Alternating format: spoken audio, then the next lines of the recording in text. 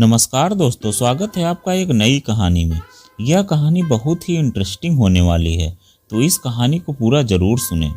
राधिका जी सुबह उठकर मंदिर जाने के लिए तैयार हो गई। यह उनका रोज का नियम था। जब तक भगवान के दर्शन ना कर ले तब तक उन्हें चैन नहीं मिलता था। उन्होंने दरवाज़ा खोला ही था कि बहू चित्रा के चिल्लाने की आवाज़ आई। वह अपने पति से कहती है, देखो तुम्हारी माँ तो सुबह नहाकर मंदिर निकल जाती है और दिन भर घर में मैं ही खटती रहती हूँ। सारा काम मुझे ही देखना होता है।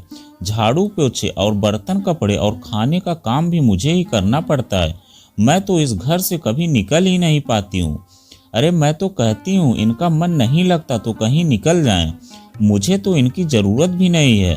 तभी मुन्ने की रोने की आवाज़ आई और चित्रा भागी भागी अंदर चली गई।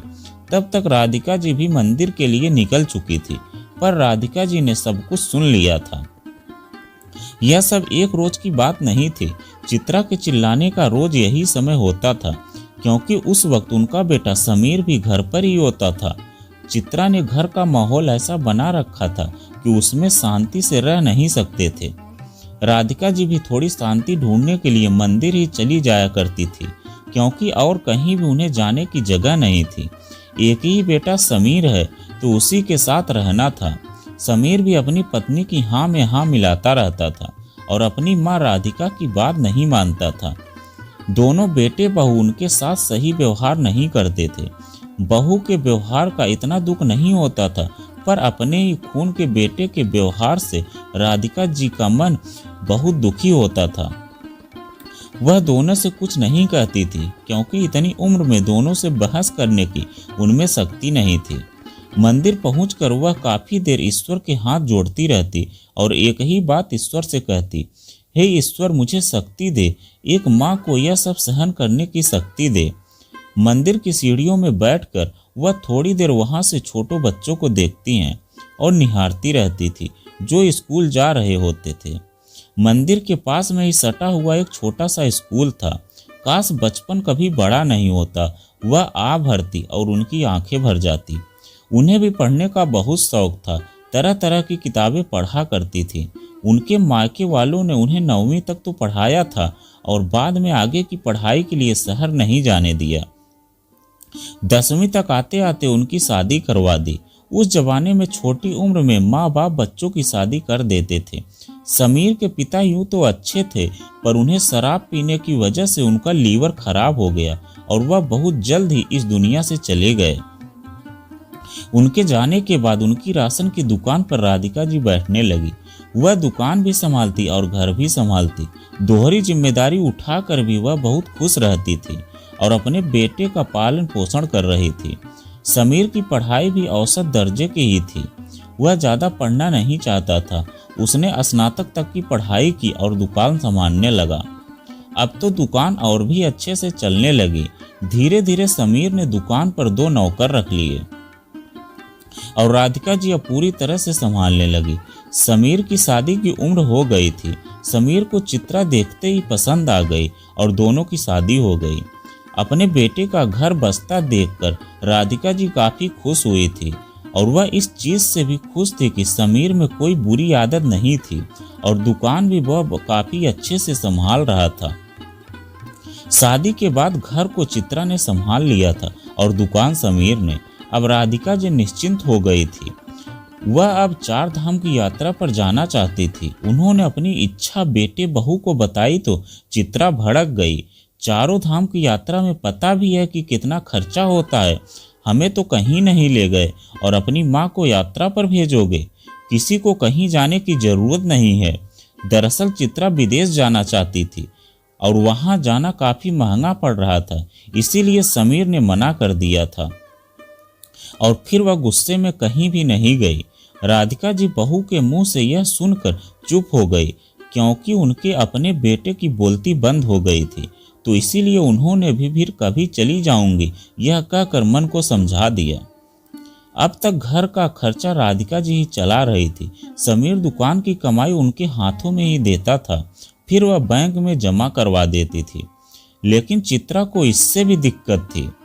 समीर राधिका जी को दुकान की कमाई लेकर देता था, यह बात चित्रा को पसंद नहीं थी, तो उसने घर में बवाल मचा दिया कि दुकान की कमाई पहले उसके हाथ में आएगी, फिर बैंक जाएगी, क्योंकि उसका पति कमा कर लाता है और पति की कमाई पर पहला अधिकार पत्नी का होता है।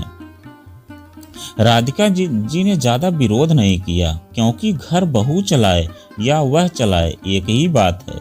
अब एक ही बेटा और बहू है और इन्हें उनके साथ ही रहना है। कुल मिलाकर घर में शांति और सुख बना रहे। राधिका जी ने खुशी खुशी दुकान बेटे को संभालने के लिए दे दी और बहू को पैसे की सारी जिम्मेदारी थमा दी। आखिर मुझे अब करना भी क्या है, 2 रोटी खानी है और जीवन जीना है। मगर यह 2 रोटी भी उन्हें शांति से नसीब नहीं होती थी। ऐसा लगता था कि उनका घर में रहना ही बहू को खटकता था। चित्रा बात बात पर उनका अपमान करती रहती थी और समीर भी चुप्पी साधे रहता था। चित्रा अब 2 बच्चों की मां बन चुकी थी। जैसे तैसे राधिका जी उनके साथ में रह रही थी। एक दिन वह बाथरूम में फिसल गई और उनके पैरों में चोट लग गई। उन्हें ढंग से चला नहीं जा रहा था। 2-4 दिन वह मंदिर नहीं गई तो चित्रा बहुत बड़बड़ाती रहती थी।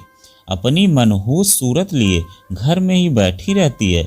इससे अच्छा तो यह था कि रोज मंदिर चली जाती थी। मैं भी चैन की सांस ले लेती थी। बच्चों को भी अच्छा खाने को दे देती थी। पर इनकी नजरें तो खाने पर ही गड़ी रहती हैं। सुनो, इनका कोई दूसरा इंतजाम कर लो, चित्रा ने फैसला सुना दिया। दूसरा इंतजाम? यह शब्द राधिका जी ने सुने तो सुन्न पड़ गई। यह लोग मुझे कहाँ भेज रहे हैं? मैं अपने घर को छोड़कर कहीं भी नहीं जाऊंगी। तभी समीर की आवाज आती है, हम मम्मी को इस उम्र में कहाँ भेजेंगे? मुझे पता नहीं, कहीं भी भेजो, पर मैं इस बुढ़िया के साथ में नहीं रहना चाहती हूँ। मैं अब और बर्दाश्त नहीं कर सकती हूँ। 2 दिन ऐसे ही निकल गए। एक दिन राधिका जी ने बेटे बहू को बात करते हुए सुना। वह उसे वृद्धा आश्रम भेजने की तैयारी में लग गए थे। बहू को बड़ी जल्दी थी कि वह अपनी सास से छुटकारा पाए। राधिका जी के पैरों से जमीन सरक गई। आखिर वह तो इनको जरा भी परेशान नहीं करती हैं। अपने पोतों को भी देख लेती हैं और बहू के कितने सारे काम कर देती हैं। यह बात और है, उनके द्वारा किए गए कामों की गिनती नहीं है और ऐसे दर्शाती है कि जैसे सारे काम वही करती है। मैंने तो दुकान और घर भी इनके हवाले कर दिए हैं, तो अब और क्या करूं? उनका सिर चकरा गया। उन्हें कुछ समझ नहीं आ रहा था कि क्या करें। एक दिन वह पूरी सुस्त और उदास रही, अपने पति की तस्वीर से बातें करती रही।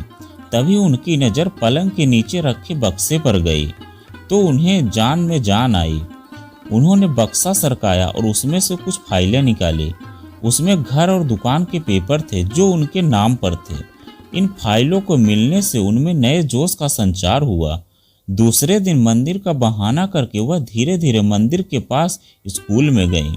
वहां टीचर को अपनी परेशानी बताई कि वह किस तरह से अपने बेटे बहू से त्रस्त है। तो टीचर ने उन्हें एक वकील का फ़ोन नंबर दिया और कहा कि आप वकील से बात कर लें।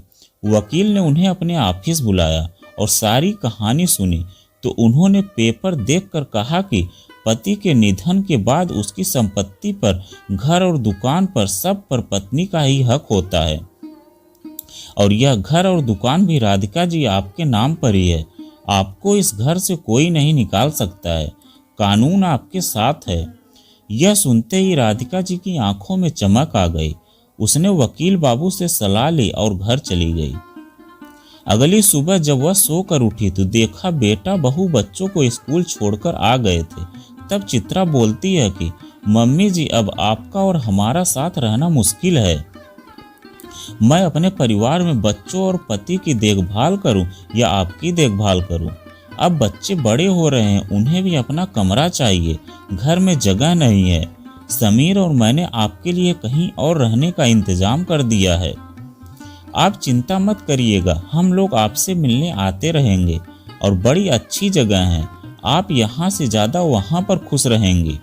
तभी समीर बिना लाग लपेट के बोलता है, मम्मी अपना सामान पैक कर लो, हम दोनों बच्चों को आने से पहले आपको वृद्धा आश्रम छोड़कर आते हैं।